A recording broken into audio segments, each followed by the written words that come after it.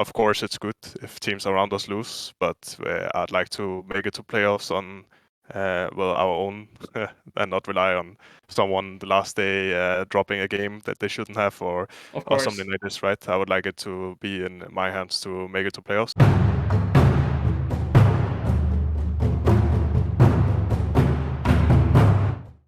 Hi everyone, this is Tom reporting from the LEC Summer Split, and with me here is Wunder, the top laner of Fnatic, who went 1-1 in this week, ending on a sad note against G2, but still getting a win under their belt after what was a pretty rough period. Wunder, a mixed result this weekend. How are you feeling about it overall? I mean, it's not ideal. We are fighting for playoffs, and we are not in the best position. So 1-1 is usually not the result you're looking for. So it's not ideal for sure. Yeah. Now you're in, I think, shared 5th place with a 7-7 record, if I'm not mistaken. I think 7-8. 7-8. Yeah, that's right. It can be an even number. It's 7-8 record. And as you said, you're fighting for playoffs. I do want to talk a bit about Fnatic's shifting performances over the past few weeks, because sometimes we see this team come together. For example, your game against SK, you guys seemed very fierce, very fiery, and in other weeks we see it being a bit disjointed.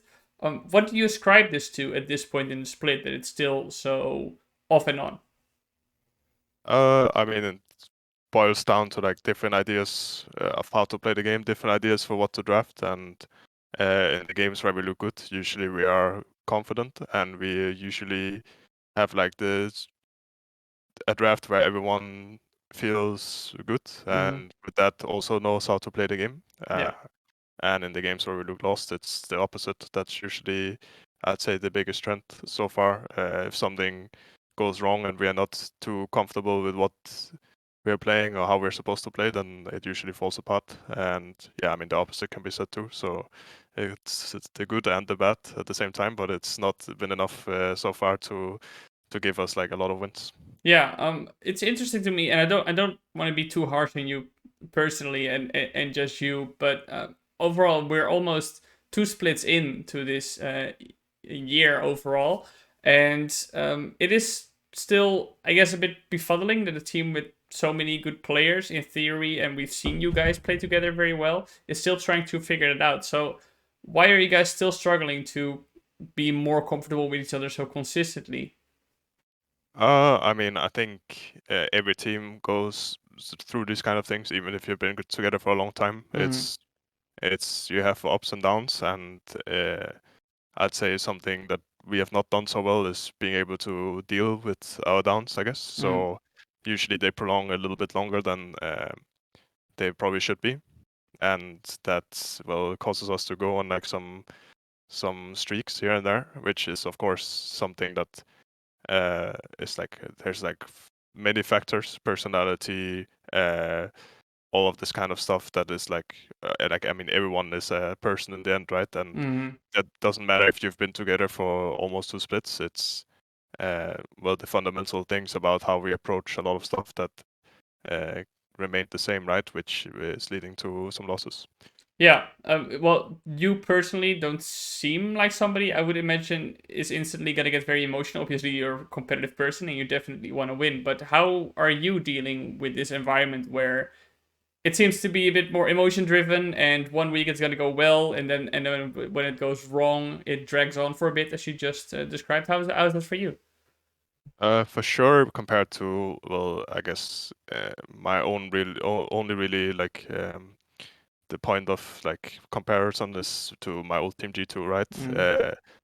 And for sure, for like the majority of those rosters, which like the majority of them stayed the same, but I guess like the 2019, 2018, 2019 period, I'd say, yeah, I mean, everyone was not as emotional, which can be good and bad. I'd say how I'm dealing with it or how I'm trying to impact it is just by knowing that we can be an emotional team and trying to, not let it get either too far in the negative or too far in the positive, and just, I mean, keep it grounded a little bit and also help, I guess, cheer people up or, yeah, I mean, make us play better, right? So that's how I'm trying to deal with it so far.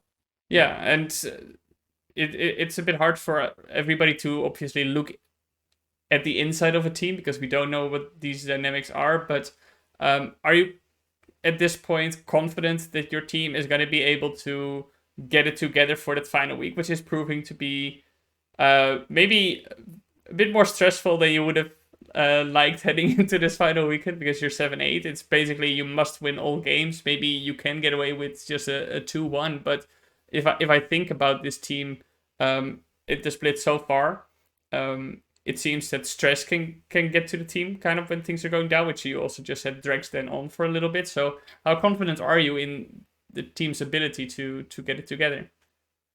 I mean, well, I mean, to like completely realistically, Mm, we should be able to beat every single team in the league, and we should be able to go 3-0. But yeah, realistically speaking, we could also lose. I mean, that's just the reality right. of it, you know. Yeah, If we can 3-0 if we can win every single team next week, for which we for sure can, then why would we not have won every single game prior to that, right? Of course, we are not a perfect team, and we have some really rough games, which I hope we don't have next week. We are gonna mm-hmm.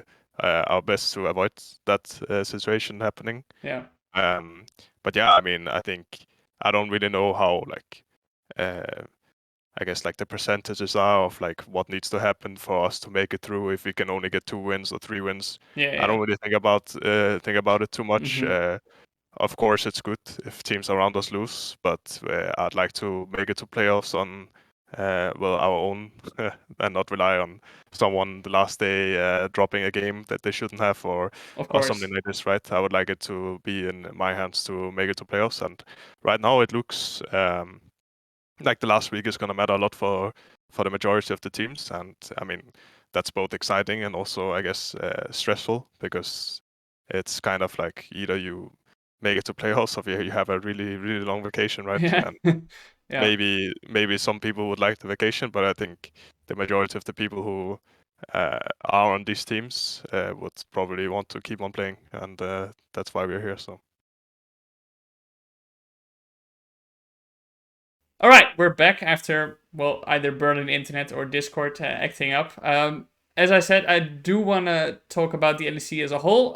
It seems like anybody can win at this point. Today was another kind of fiesta with, well, I guess most of the underdogs upsetting and winning the game. So, what are your thoughts overall on the LEC at the moment, and where do you think this complete I don't. Well, it's kind of a clown show comes from at this point in the LEC. Um, I mean, it's really hard to say. I Yeah. think a lot of teams at the top, so let's say like Mad Lions, they usually have really good. I mean, for the majority of the split, they had really good drafts. Mm-hmm. It's not to say that they are not good players, of course. Like they're also really good players, but I think now that either they don't have like that much of an edge in draft anymore or stuff like this. Like I mean, basically just for a lot of teams, right? They had pretty clear advantages and also, but they still have weaknesses. There's like no perfect team, but I think there's a lot of teams that can take games off each other, and that's just what we're seeing.